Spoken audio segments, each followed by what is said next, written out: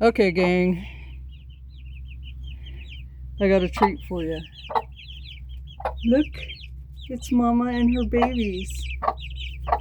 Now, just a few minutes ago, sorry about the jiggly. Just a few minutes ago, I put some water in there, and she about took my hand off. So, she's just not happy about me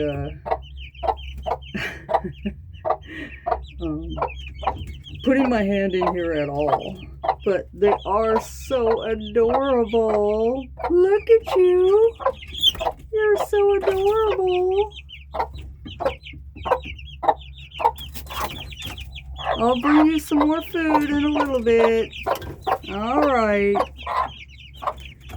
Alright, so that is one brood.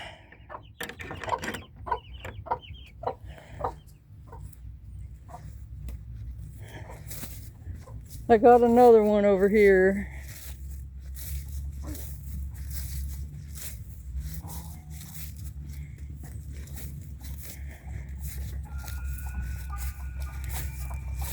Hey gang. Hi, these are the Psycho Sisters. Those are two hens you do not want to mess with. They will come at you. This is the third half of the Psycho Sisters. No, actually, no. She's not. The other one was. This one's actually really nice. Hey, sweetie. Hi. Hi. How you doing? Did they get you all riled up? Huh? Did they get you all riled up? Just trying to chill with your girls, with your babies? Yeah. You're pretty calm, aren't you? Yeah, it's the Psycho Sisters that drove you crazy, huh? Yeah, I'll run them out of here for you, okay? I see you need some food. You scratched out all your food, didn't you? Alright. Looks like Looks like you cleaned out your nest. She scratched out all the wood shavings out of her nest. That's why it's such a mess. Okay, I'll get you some more food in a little bit. Alright, Miss Lady. Alright, Psycho Sisters, go find something to do.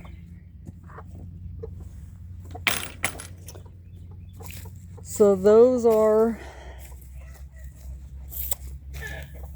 the two little broods. Over here I have the blackberry / blueberry patch. We just picked yesterday, so there's not very many blackberries. Lots of unripe blackberries and blueberries. And over here I have baby pineapples. And I know they don't look very good because I just pulled them out of the greenhouse about a month ago. And they don't like wintertime. They don't like cold. So some of the leaves get a little not so good, but as you can see here, you know, in the wintertime this is what happens. But they survived the greenhouse. They're making pups. And these are the older ones. These are the ones that I've had. In fact, you could tell they made a pineapple. This one made a pineapple. So the older ones, they'll make pups and pineapples. This one looks really bad, but it's not. It'll grow new leaves. It made a pineapple last year, and there's a little pup. So I used to separate the pups after they got big. Look, this made 2 pups, but now I don't anymore. I just plant them in bigger pots. Like these guys, I got 2 of them in this pot. And this one's gotten pretty big here. But anyway, I don't know how many pineapples I'm going to get this year, but I got 8 last year, so that's pretty good.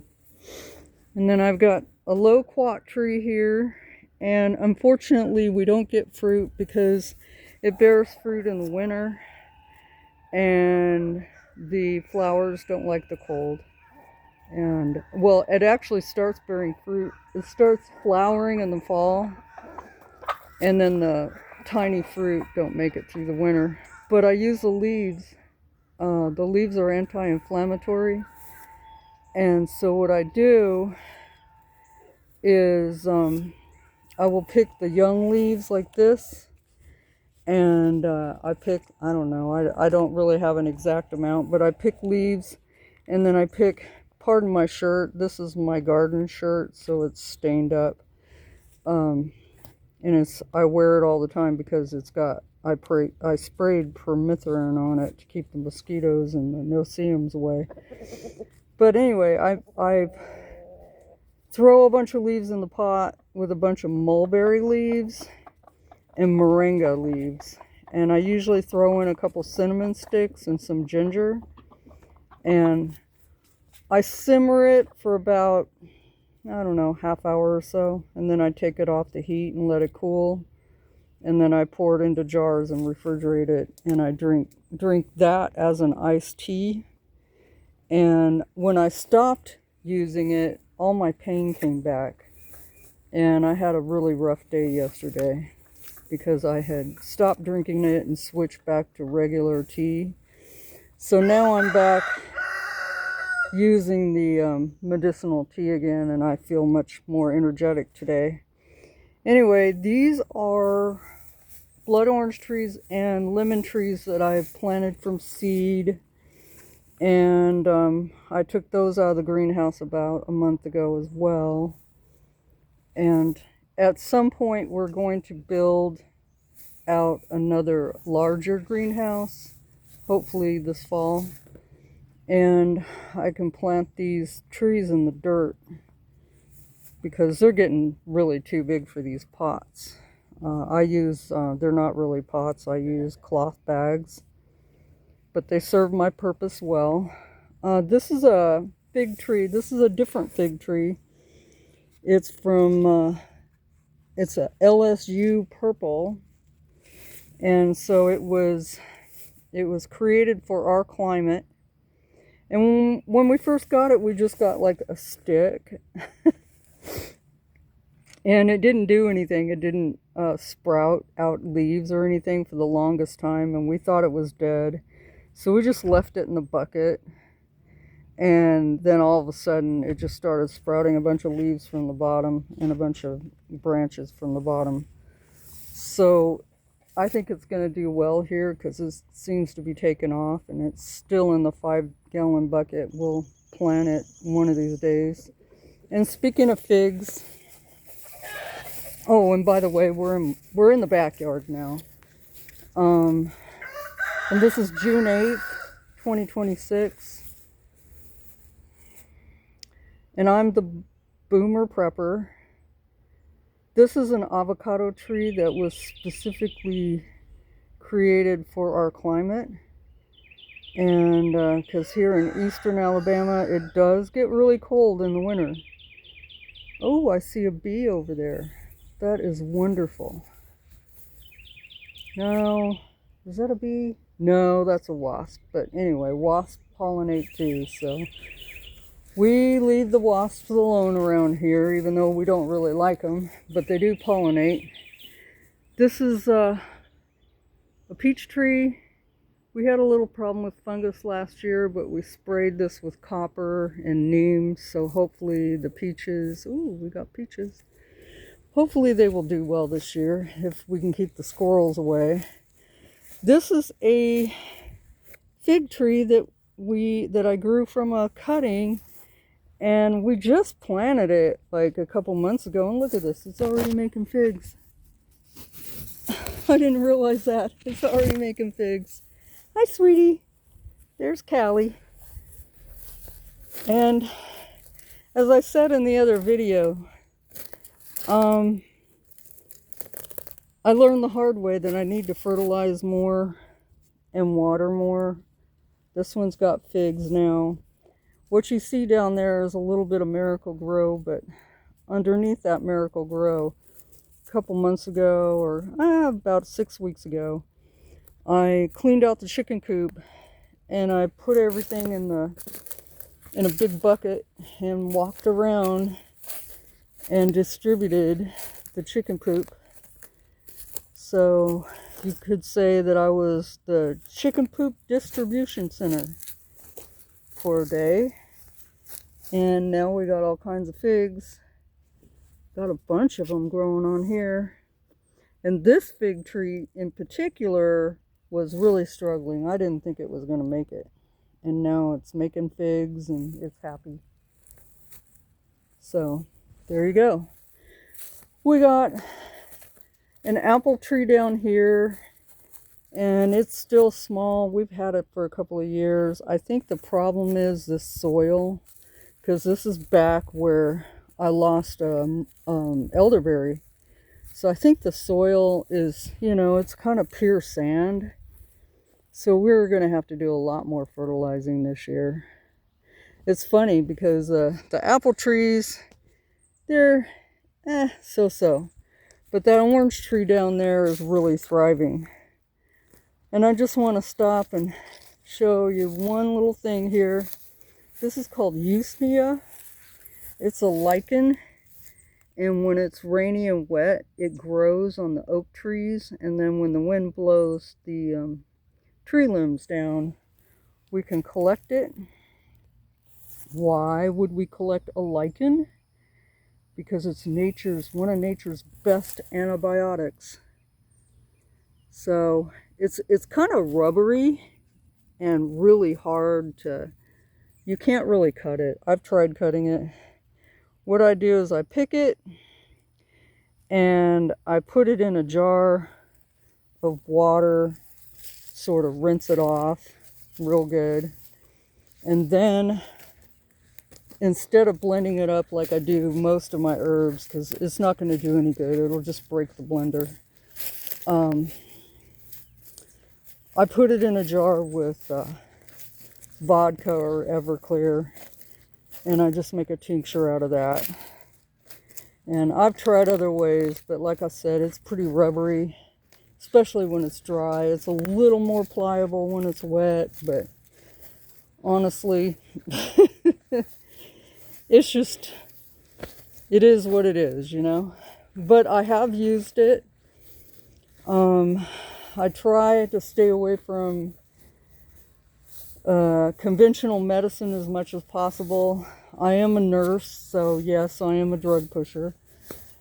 But I try to educate my patients about how important it is to eat healthy and take vitamins. And it usually goes in one ear and out the other. But at least I try. Some people listen to me.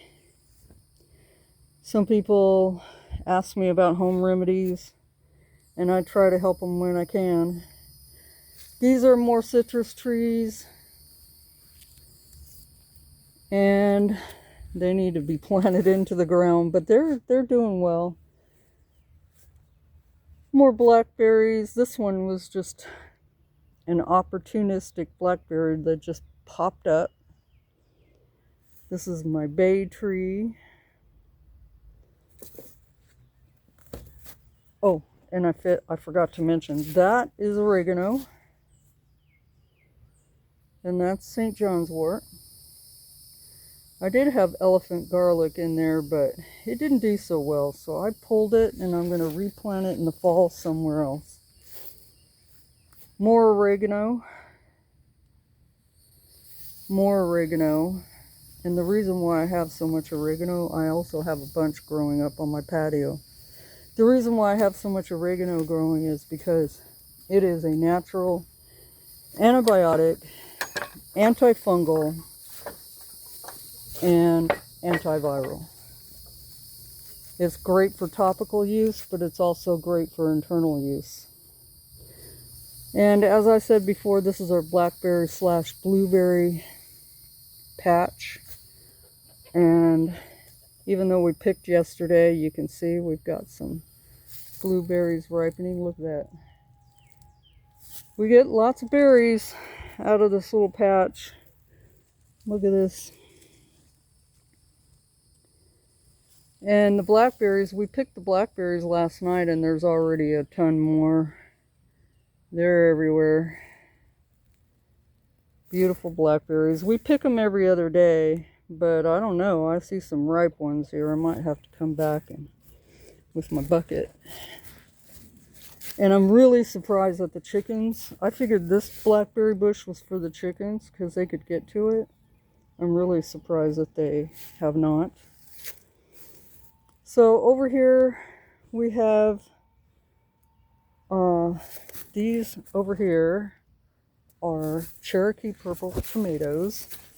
I gotta ease in here around the blackberries. And we have a cluster of tomatoes down there. We're gonna have to thin that out.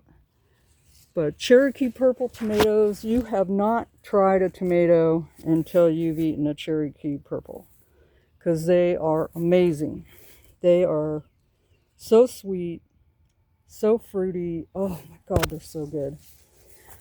This is Thai basil being shaded out by the Cherokee purple tomato plants. Let me get a wide shot. This is crazy. Oops.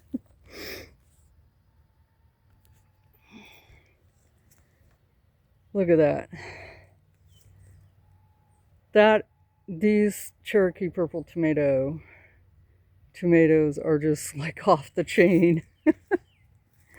And they're, you know, it's not all leaves. There are some tomatoes in there hiding. As you can see. Good Lord. I can't even get to it. It's like a tomato jungle. But as you can see, there they are. They're all hiding inside. But I've never seen them grow this tall before. They're growing so tall that looks like even the birds got to some of them. Well, while I'm up here, I'll show you our asparagus from the top down.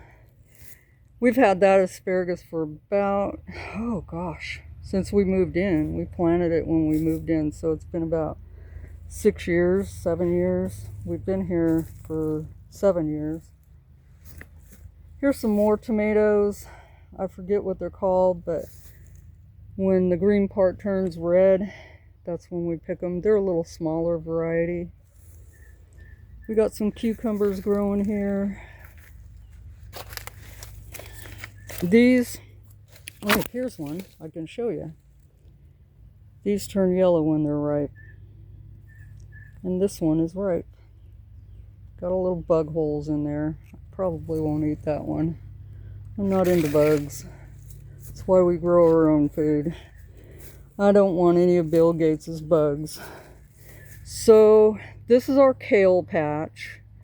And we did have beets growing here, but I harvested the beets. And as soon as I harvested the beets, Joseph threw carrot seeds down. So we got little baby carrot seedlings. But the kale keeps us in kale all summer long. It does really well. Over here we have some carrots that have gone to seed. They're flowering. Maybe that's what he's doing. Maybe he's saving the seeds. But so those carrots are ready to harvest. Past ready. And we have radishes. And a lot of people don't realize it, but even the leaves are edible. And I get the leaves when they're young and tender. And of course the onions, they're a cool weather crop, so they're not liking this heat. They're kind of like me. They don't like this heat, so they're wilted. Over here, we have a bunch of squash growing everywhere. Look at that. Squash everywhere. And I've got 3 of them on my stove right now, and we still have leftover that I stir-fried the other night. So this is a really prolific variety, and I can't remember what it's called, but I used to buy it at the Mexican grocers. Now, when we first planted the kale, we also planted lettuce, but we finished that lettuce off, and Joseph planted more lettuce when we finished that lettuce off, because it bolts pretty quickly when it's hot. It's a cool weather crop too. This is about had it. It's done. We'll finish that off. That'll be the last of our salad until we get some more going. I know this looks like a tiny cabbage, but we just harvested 2 huge cabbages. We gave one to the neighbor. They were almost 5 pounds a piece. So they were much bigger than these. That's why we're leaving these in the ground, hoping they'll keep growing. Over here we have beets. I thought I'd harvested all the beets, and apparently I didn't.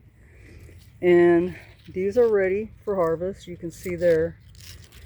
And I actually started growing them for the greens. Hi, baby. Oh, what happened to you? But the greens are old now, so I'm going to harvest that. And I like canned beets, so I can them. And they're really, I know a lot of people don't like beets, but they're really good for blood pressure. And these are carrots, and it looks like they're going to be ready soon. Who ripped your fur out? I got to be a nurse to a kitty, it looks like. Looks like we got another squash going on here, a yellow squash.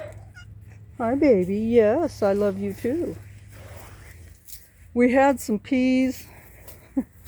The heat just, they just couldn't deal with the heat. So we have a few peas left. I'll pick those today and stick them in the salad. They're very tender. But the peas are done. Over there next to the greenhouse, I have patchouli.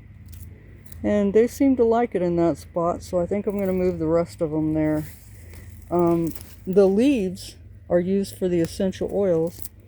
Oh my gosh, they smell amazing. They smell so wonderful. Over here, we used to have mushrooms growing there. I think he's got some kind of, I don't know, cucumbers or something growing over there. This is what my comfrey seed did, my one lone comfrey seed, and I had to cut it way back. I make comfrey wound salve, so I cut it way back, but I'm gonna have to come out here and cut it way back some more because it's trying to take over the world. This is my arugula bin, and of course it's been done. It went to seed. It does not like this warm weather, so we had lots of delicious arugula, but now it's over.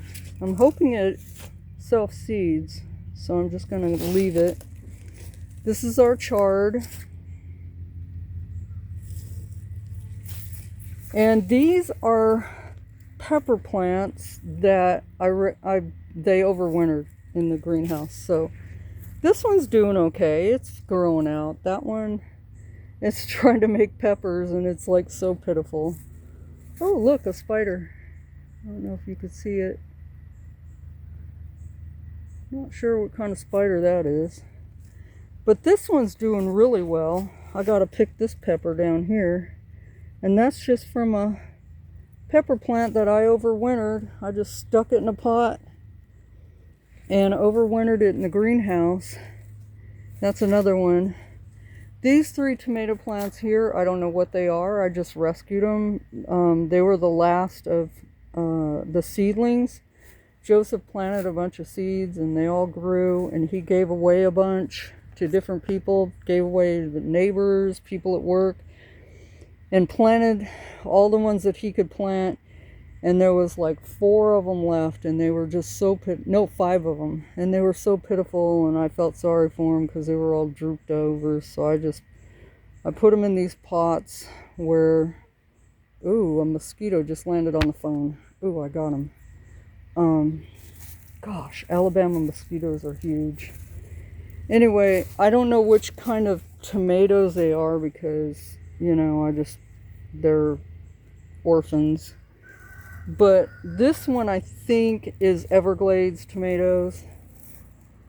Because you can see down here, they look like the little Everglades cherry tomatoes. And over here was a ginger plant that didn't come back.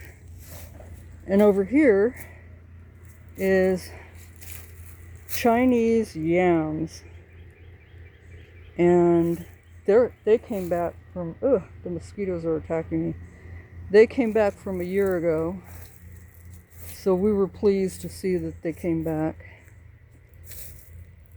And over here, I think this is a yakin that came back. I think, but I'm not sure. But I had a yakin planted there. And then these Jerusalem artichokes, which we grow for the chickens because I don't like them. These are mushroom logs. I harvested some shiitakes off these logs here. No, those aren't red reishi mushrooms. Sometimes the wild mushrooms take over the log for a while. Not a big deal. And this is a mushroom habitat that my husband bought from North Spore. I'm going to try to unzip this thing because there are mushrooms growing here. I don't even think he knows yet. I saw them this morning. Look at that. Italian oyster mushrooms.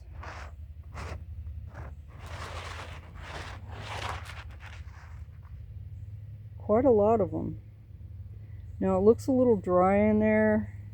It shouldn't be, but it looks like it's a little dry, so I'm gonna, there's a button I can push where the hose is, and I can get it to spray more water. Anyway, the trellis, that's green beans, and Joseph planted more carrots over here. So the whole trellis has green beans all over it. I'll stand back so you can get the whole picture. It's kind of cool. Isn't that pretty? So those are the green beans. And I'm going to go out this gate.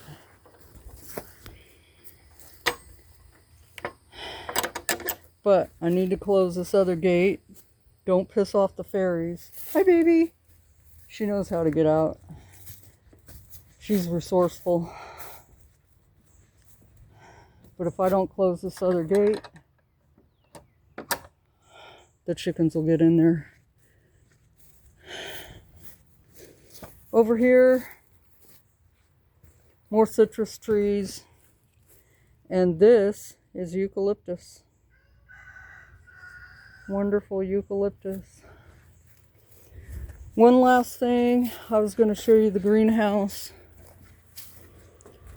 I mean, not that it's a big deal or anything, but I keep a screen on here to keep the chickens out.